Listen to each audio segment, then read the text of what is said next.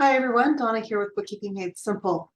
Today I want to talk about inflation, what causes it and what doesn't. And I don't know if I have any helpful hints for you, but if I can come up with any, I will put them in. So before I get started, if you enjoyed this video, if I brought any value to you, please like, share, and subscribe. This is how I grow my channel. So I would really appreciate it if you'd share. So on to inflation. This is an interesting subject. I just finished an economics course. It's a final course that I had to take for my MBA. I just have the capstone left to do, so I'm excited to be done. But currently,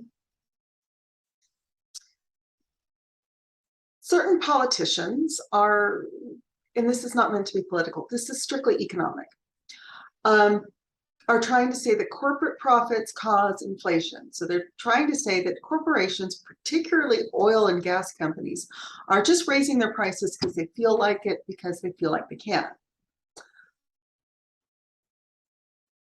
Well, I am just old enough to remember the oil crisis of the late 70s, well, mid to late 70s.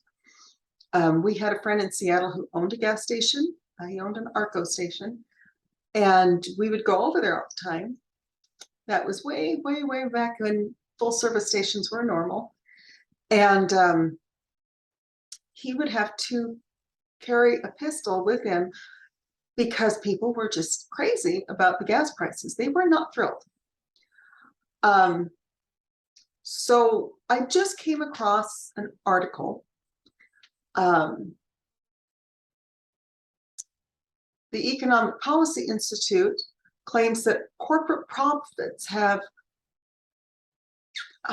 contributed disproportionately to inflation.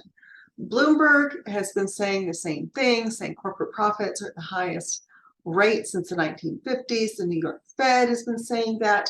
However, there's only one thing that can cause inflation, just one: government spending. That's it. The purpose behind government spending is to put more money into circulation. So all of the stimulus checks we got, all of the advanced child tax credits that went out, all of the paycheck protection loans, the ERC that's going out, the idea of a universal basic income, all of those things cause inflation, because the only thing that can cause inflation is the government. But why, you ask? Well, what does it mean for business to raise prices if there's no inflation? Businesses they work really hard to get their price points just right.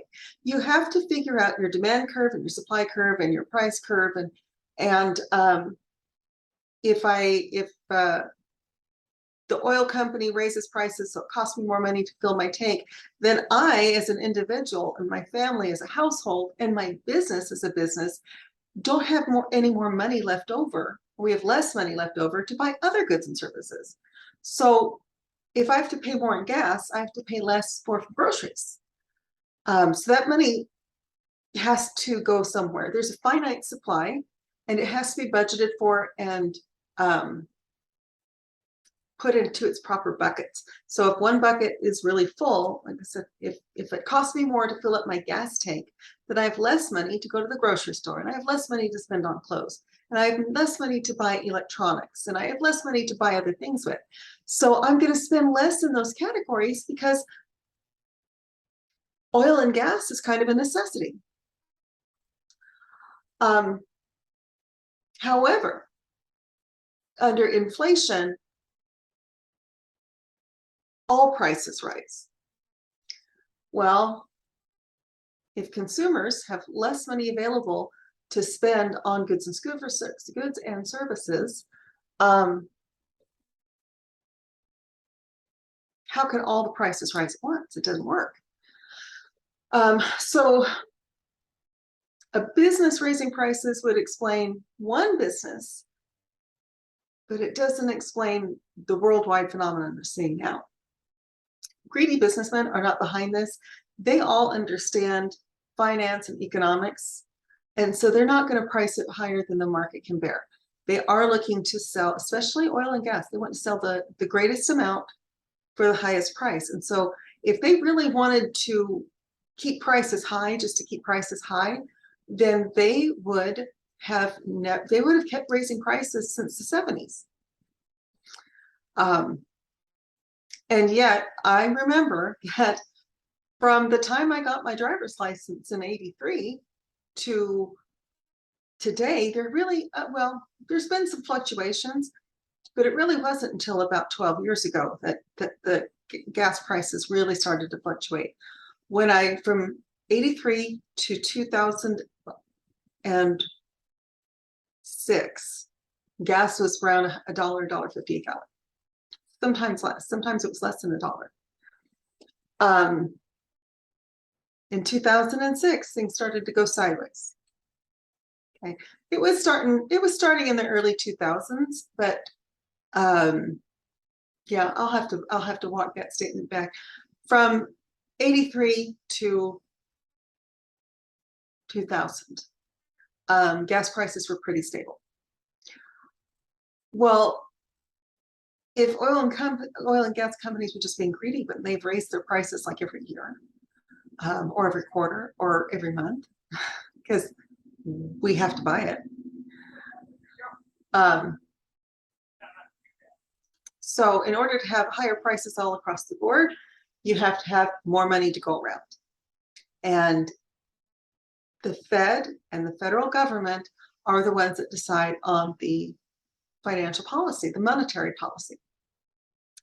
So the only thing that can generate inflation is an increase in the money supply. There is a finite amount of money. I know it doesn't seem like it right now because everybody seems to have lots. And the government just is giving it away like candy. But there is a finite supply of money. And so what the Fed does is they look at the financial health of the country, and they try to manipulate the money supply so that inflation is pretty stable, so that interest rates are low, and so that we can have a booming economy. That's what we want. So in order for all businesses to raise their prices across the board, there has to be a general increase in the money supply, which is what we saw in the past several years. They've been handing out money right and left. Whether it was right or wrong, I'm not going to comment on, but they have been giving out a lot. They've been creating more money. They've been increasing the money supply dramatically. And so that means that we have more money to spend, and that means that the demand is higher, and that means that businesses actually need to raise their prices because, again, demand and supply are based on price. So if the prices are too low, the demand will be really high, and we have to make sure that the demand matches the supply, really. As business owners, we want to make sure the demand and the supply are balanced. And so we have to look at a lot of different numbers, but as the demand goes up, the prices go up. Okay. So it seems like there's a correlation between inflation and profits, even if it's weak. Well, the reason for raised profits is that not all prices raise at the same time in the same place. So when new money is printed, it really goes to the wealthy first, who then spend that money, that goes into other people's pockets, who then spend that money, which goes into other people's pockets, who then spends that money. But the fact is that the money wouldn't have been spent if it wasn't there. Okay? So now everybody's income is higher, which means that demand is going up, which means that prices are going to have to go up. And that means that the Fed is now stepping in and going, well, we don't like inflation. We want inflation to be right around 2%. So we're going to start decreasing the money supply. And the way to do that is to increase interest rates. So now there's less money in circulation. If only this was more interesting to everyone else as it is to me. Once I started learning about concepts like the velocity of money, I got really interested in economics. So, it just kind of goes on like that. So now the Fed is trying to reduce the money supply in order to reduce inflation. Because with the more money in circulation, again, more money in circulation, the more money people have, so the more money they spend, which means a greater demand, which means businesses might not be able to keep up with it, which means they raise their prices. And then we also have to keep in mind, and I had an argument with some friends back east about this, some of these businesses that are raising their prices are doing that because they were shut down for several months at least, and some still. They were shut down. They were not allowed to operate. Hotels have had to raise their prices. They do raise their prices. They do surge pricing, kind of like Uber does. So if there's a lot of demand, they'll raise their prices, again, because they have a finite supply of rooms. And contrary to what people may believe, it's not price gouging. It is a financial fact. If you have 30 rooms to rent and 100 people who want to rent those rooms, then you have to raise the prices to make sure that you have 30 people who want those rooms. Because you can't supply everybody. So, and everyone that complains about price gouging actually they don't understand econ. I don't like it either, but the fact is that businesses, one, they're still trying to recover from 2020 and 2021, and they are, they have a limited supply, and because they have a limited supply, when the demand is high, they have to raise their prices. That's just the way it works. So if prices don't raise all at once, which they don't, then consumer goods and services are probably going to be the first place where inflation heads, where the prices go up, because that's usually the first place people spend their money. They get a big windfall, they go out and buy consumer goods. So that would be, they go out and they buy the new computer, they go out and buy the new car, they go out and, well, I guess that's more of durable goods. They go out and buy more clothes, they go out and they splurge a little bit, So as the demand goes up, that means production has to go up. That means that the cost of production goes up. That means that prices have to go up. And it's a short-term thing. I don't think it's transient. I do think it's here for a few more quarters. And I do think we are headed for a recession. But I do want to say businesses aren't to blame. The only thing that can cause inflation, again, is an increase in the money supply. And the money supply is controlled by the federal government and the Fed, which is not part of the federal government. So that's what that is. So the next question, I suppose, is how do we ride this out? I've been very hesitant to raise my prices, although I've had to, because again, my supply is outpaced by my demand.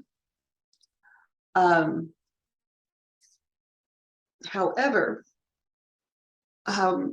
we've gone through this temporary artificial boom. And people now are wondering, what do I do? There's a lot of conflicting advice. Some people say to stock up, which is, not necessarily a bad idea. So go ahead and buy extra food, have extra necessities on hand, extra medications, that kind of thing. My husband has to have specific medications because he's in heart failure and dependent on them to live. So, and then when he's, transplant patients have to have specific drugs that they take to keep their body from rejecting the transplanted organs. Diabetics have to have insulin. That's just the way it is. I have to have my thyroid medication. So if you have medications that you're dependent on, sure, get a few extra months supply just in case the supply chain is interrupted again, because you can't have it back. You can't have your life-saving medications on back order. It just doesn't work for your body. But that may be something I'm going to do in a later video, because I'm not sure myself what to do to hedge against it. It hasn't happened in my adult life, so I've been really lucky. I graduated high school in '85.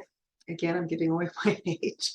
And I've been really fortunate in that the late '80s to